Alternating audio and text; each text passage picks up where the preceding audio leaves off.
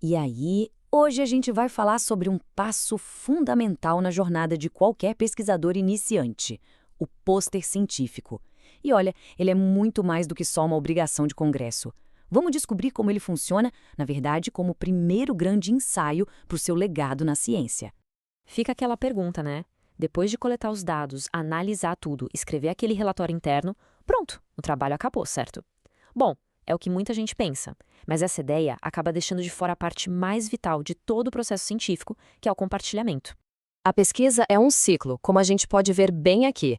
Tem o planejar, o executar e, o ponto-chave, o divulgar. É exatamente nessa fase de divulgação que o pôster aparece como o primeiro passo. Ele é a ponte para o artigo original. Sem essa etapa, a pesquisa simplesmente não fecha o seu ciclo. Então vamos entender o porquê disso. A ideia é não ver o pôster como uma tarefa, mas sim como uma oportunidade estratégica, um verdadeiro campo de treinamento para o desenvolvimento de um cientista. A nossa fonte resume isso de um jeito muito forte. Divulgar é transformar dados em diálogo. É isso que dá vida a uma pesquisa. Parar no pôster, na prática, é como silenciar o próprio trabalho antes que ele possa de fato fazer barulho na comunidade científica. Tá, mas o que é exatamente uma apresentação em pôster? É isso aqui, um resumo visual pensado para ser direto ao ponto e de fácil digestão. Num ambiente super movimentado como um congresso, a clareza e a concisão são tudo para conseguir chamar a atenção e passar a essência do estudo. E os benefícios, nossa, vão muito além de só mostrar o trabalho. Pense nisso como um treinamento intensivo, de verdade. Você pratica como resumir, como ser claro, afia sua argumentação na hora de defender seus dados. E talvez o mais importante, recebe um feedback qualificado, ali, na hora.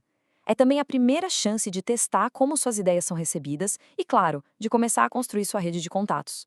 Certo? Agora vamos para a parte prática. Como é que se monta esse tal ensaio público? A estrutura é a espinha dorsal de um bom pôster e a gente vai ver agora como construir isso passo a passo. A base é a mesma de um artigo científico. E isso não é coincidência, viu? A gente tem a introdução, os métodos, os resultados e a conclusão. Essa estrutura garante que a sua história seja contada de um jeito lógico e que seja familiar para quem vai avaliar o seu trabalho. A seção de métodos geralmente é a mais detalhada. Essa tabela aqui organiza direitinho o que não pode faltar de jeito nenhum: o tipo de estudo, onde foi feito, como a amostra foi definida e, claro, como os dados foram analisados. O ponto crucial aqui é ser transparente e permitir que qualquer um entenda exatamente o que foi feito. Nas outras sessões, a objetividade é a palavra-chave. A introdução deve dar o contexto do problema e apresentar seu objetivo. Nos resultados, use e abuse de gráficos e tabelas para que os dados falem por si só. E na conclusão, responda diretamente à pergunta inicial da sua pesquisa, sem rodeios. Uma dica de ouro: a regra dos 2 metros. Alguém passando essa distância precisa conseguir ler os títulos e entender a ideia geral do seu trabalho. Isso força a gente a pensar em fontes grandes, bom contraste de cores e um design bem limpo. Menos texto, mais impacto visual. Agora, vamos para a mentalidade que transforma tudo. Entender o pôster como uma ponte e não como destino final. É isso que diferencia um trabalho que foi apenas divulgado de um que vai se tornar um verdadeiro legado científico. E este slide compara perfeitamente os dois mundos. O pôster é um resumo gráfico com uma vida útil curta, focado em gerar diálogo. O artigo, por outro lado, é uma análise completa, um registro permanente, que busca a publicação formal. Um é o ensaio, o outro é a obra definitiva.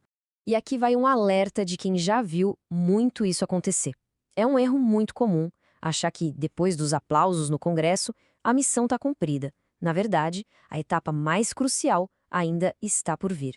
A fonte nos deixa com esta mentalidade transformadora. Encare o pôster como um ensaio geral. Use o feedback recebido, as perguntas da banca, a sua própria experiência de apresentação. Use tudo isso para refinar o trabalho e preparar o manuscrito para publicação. Do ponto de vista acadêmico e até ético, essa é a definição de pesquisa completa. Não é apenas ter os dados, mas torná-los parte do conhecimento científico global. E isso acontece por meio da revisão por pares e da publicação em uma revista científica. E para finalizar, fica esta reflexão. Todo esforço de planejamento e execução da pesquisa merece mais do que um momento passageiro. Merece um legado. Merece ser compartilhado de forma completa para que possa, de fato, contribuir para o avanço da ciência. A pergunta que fica é: como a sua pesquisa vai continuar a dialogar com o mundo depois que o congresso terminar?